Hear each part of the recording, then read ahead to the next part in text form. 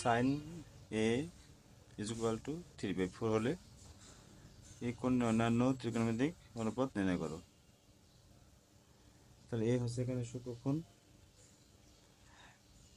আমরা লিখব এখানে sine A is equal to 3/4, অর্থাৎ সাইনের অনুপাত হচ্ছে লম্ব বাই অতিভুজ, লম্ব বাই অতিভুজ।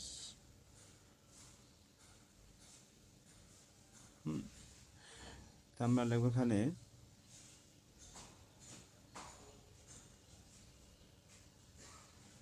এ হচ্ছে সূক্ষ্মকোণ, তাই আমরা এ এখানে দিয়েছি। বি সি, তা সাইন লম্ব, তা এ কোণের বিরুদ্ধে লম্ব,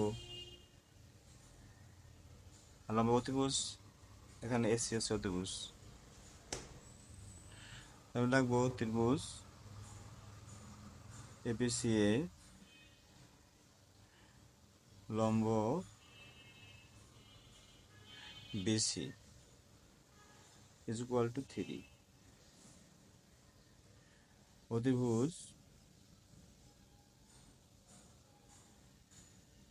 এসি ইজ ইকুয়াল টু 4।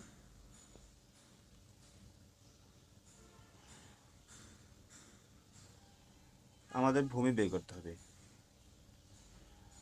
পিথাগোরাসের সূত্র হতে পাই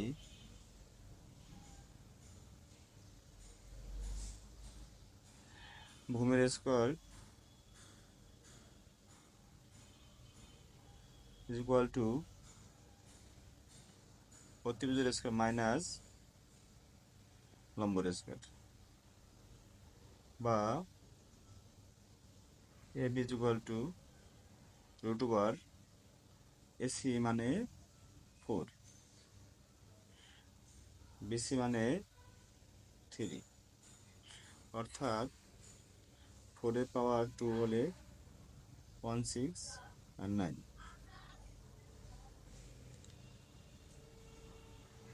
তাহলে √7।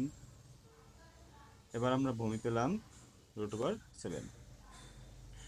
সুতরাং যেহেতু সাইনের মান দেওয়া আছে আর বাকি অন্যান্য ত্রিকোণমিতিক অনুপাত নির্ণয় করতে বলছে, তাহলে সাইনের পরে আমরা কস, কস মানে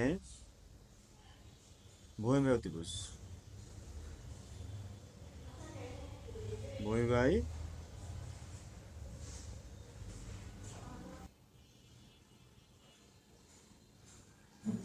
কস ভূমি বাই অতিভুজ।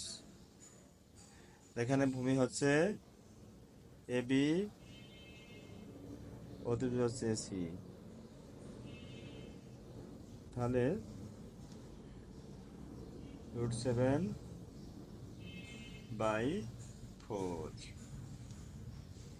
কজের বিপরীত হচ্ছে সেক, সেক হচ্ছে অতিভুজ বাই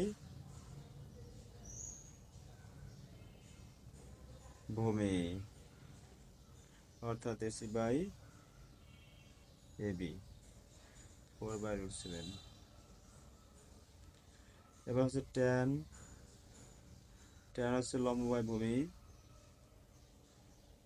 লম্ব বাই ভূমি। তাহলে এখানে লম্ব হচ্ছে আমাদের বিসি, ভূমি হচ্ছে এবি, তাহলে লম্ব হচ্ছে 3, ভূমি হচ্ছে √7। ট্যানের বিপরীত হচ্ছে কট, তাহলে ভূমি বাই লম্ব, কট হচ্ছে ভূমি বাই লম্ব, তার মানে এবি বাই বিসি √7/3। আর সাইনের পিস হচ্ছে কোসেক, সাইনের পিস হচ্ছে কোসেক, কোসেক হচ্ছে অতিভুজ বাই লম্ব, অতিভুজ বাই লম্ব, অতিভুজ আছে এখানে এসি আর লম্ব হচ্ছে বিসি। এখানে তোমার 4/3, অর্থাৎ আমাদের অন্যান্য ত্রিকোণের অনুপাতগুলো হচ্ছে √7/4, 4/√7, 3/√7, √7/3,